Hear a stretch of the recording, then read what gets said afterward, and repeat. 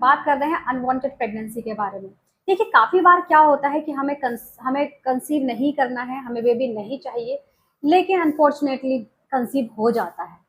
तो कंसीव अगर आपको हो जाए और आपको बेबी नहीं चाहिए, तो अनवांटेड प्रेगनेंसी इसको बोला जाता है। अनवांटेड प्रेगनेंसी से बचने का क्या तरीका है, या अनवांटेड प्रेगनेंसी को आपको आपको गर्भपात करने का क्या तरीका है, इसमें मैं आज आपको बताने जा रही हूँ। और चैनल पर पहली बार आए हैं, वीडियो को लाइक करना और चैनल को सब्सक्राइब करना बिल्कुल ना भूलें। देखिए फ्रेंड्स, जब हमारी प्रेगनेंसी अनचाही होती है, तो हमें उसको अनवांटेड प्रेगनेंसी उसे बोला जाता है। जब अनचाही प्रेगनेंसी होती है तो हमें बेबी तो चाहिए नहीं, तो आपको क्या करना है, देखिए सबसे पहले तो हमें यही ध्यान रखना है, जब हमें प्रेगनेंसी चाहिए ही नहीं तो आप प्रिकॉशन यूज करें। लेकिन अगर आपकी प्रेगनेंसी हो ही जाती है, तो इसमें आपके दो तरीके होते हैं। आप डॉक्टर के पास जाते हैं, आप टेस्ट करेंगे। पहली बात तो आपका पीरियड मिस हो जाएगा। जब आपका पीरियड मिस हो जाएगा तभी आपको ये पता चलेगा कि आप प्रेग्नेंट हैं। अब पीरियड मिस होने के बाद आप अपना फिर प्रेगनेंसी टेस्ट लगाएंगे, क्योंकि पीरियड टाइम पर नहीं आएगा।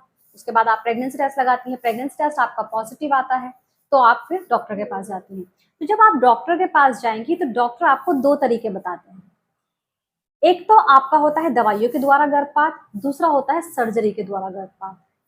तो अगर शुरुआती दिन है, मतलब पहला एक ही महीना या 15-20 दिन हुए हैं, तो आप उसको दवाई के द्वारा गर्भपात कर सकते हैं। मतलब 2 महीने तक का, आप 3 महीने तक का भी आप इससे दवाइयों के द्वारा गर्भपात करा सकते हैं।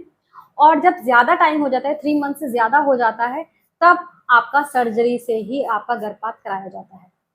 तो अगर शुरुआती दिनों में आपको पता चल गया है कि आप प्रेग्नेंट हैं और आप नहीं चाहती हैं, अनवांटेड प्रेगनेंसी है, तो आपको डॉक्टर दो तरीके बताते हैं। पहला आपको बताया जाएगा मेडिसिन के द्वारा, दूसरा आपको बताया जाएगा सर्जरी के द्वारा।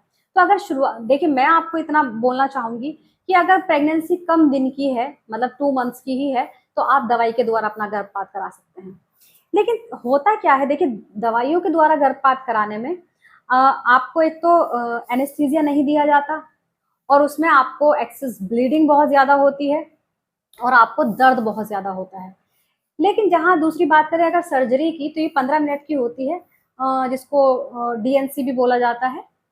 तो इसमें क्या होता है, आपको थोड़ी देर के लिए एनेस्थीसिया दिया जाता है और उसके बाद आपकी अबॉर्ट किया जाता है, यानी कि बेबी को निकाल दिया जाता है।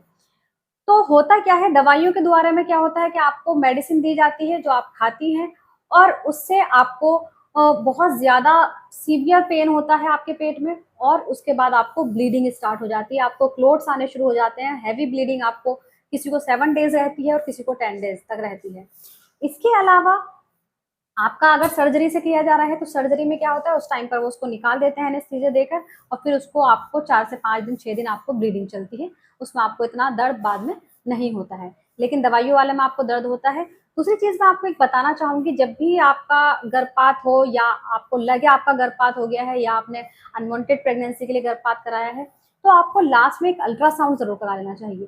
क्योंकि अगर थोड़ा सा भी कुछ अंदर रह जाता है, तो आपको इन्फेक्शन का खतरा होता है। इसीलिए हमेशा जब भी गर्भपात हो, आपको लास्ट में एक अल्ट्रासाउंड जरूर कराएं, एक सोनोग्राफी जरूर कराएं।